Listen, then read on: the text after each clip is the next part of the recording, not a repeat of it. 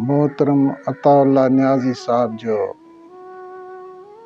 चल ही गज़ल निक्की जिगल तो रुसंदे ढोला तेरी कमाले। न सिर्फ पाकिस्तान में पर ॾेह तोड़े पर ॾेह में धूम मचाए छॾी। अॼु बि उनखे तमामु घणो पसंदि कयो वञे थो, ॿुधो वञे थो। उन गज़ल जी धुन खे ज़हन जे अक्स ते आणींदे मूं ही गज़ल तरतीब ॾिनो आहे जेको मां तव्हां ॿुधायां।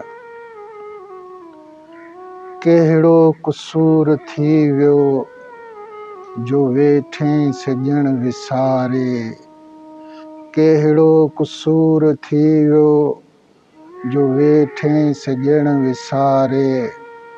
गुज़रे न पल को मुंहिंजो तुंहिंजे बिना सहारे। तुंहिंजे बिना सहारे। कहिड़ो क़सूर थी वियो जो वेठे सॼण विसारे। गुज़रे न पल को मुंहिंजो तुंहिंजे बिना सहारे। तुंहिंजे बिना सहारे। तो बिन हयाती मुंहिंजी सूरन में यार गुज़रे। हर पल ख़याल तुंहिंजा पूरन में यार गुज़रे। तरसन अखियूं ही तोले सोचुन में रात गुज़रे। रोअंदो रहां थो तोले सुॾकन में रात गुज़रे। जीअरे मरी वयसि मां जीअ खे कहिड़ो जीआरे। कहिड़ो क़सूर थी वियो जो वेठे सॼण विसारे। जो वेठे सॼण विसारे। सूरन खे मुंहिंजे साईं न वेतर वरी वधाए। सूरन खे मुंहिंजे साईं न वेतर वरी वधाए। जेके कया तो वाइदा हू तिन खे अची निभाए। छॾियो रुसण जूं रीतूं न रिण में सॼण रुलाए। तड़पे थी दिल ही तोले छो दिल खे वेठे हज़ारे। कहिड़ो क़सूर थी वियो जो वेठे सॼण विसारे।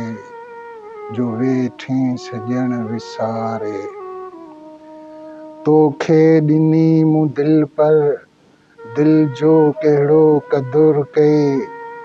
तोखे ॾिनी मूं दिल पर दिल जो कहिड़ो क़दुरु कई। वारे वराए दिल में खूनी खणी खंजर कई। हर हिकु ख़ुशी ख़तम कई जीअण मुंहिंजो ज़हर कई। थियड़ो सब्र न तोखां ही कहिड़ो मिठा कहर कई। छा इनखे वफ़ा अचइबो कहिड़ो थियसि किनारे। कहिड़ो क़सूर थी वियो जो वेठे सॼण विसारे।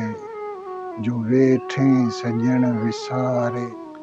तोखां पुछां थो प्यारल सच तूं ॿुधाए साग़िर। टोड़े जो दिल खे काफ़िर पोइ तंहिंखे चओ न काफ़िर। तो में उन्ही में आख़िर कहिड़ो फ़र्क़ु पोइ ज़ाहिर। सच खां थिया जे कासिर पोइ वरंदे कॾहिं वीचारे।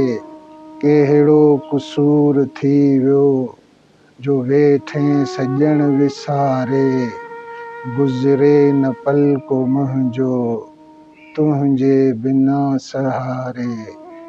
तुंहिंजे बिना सहारे।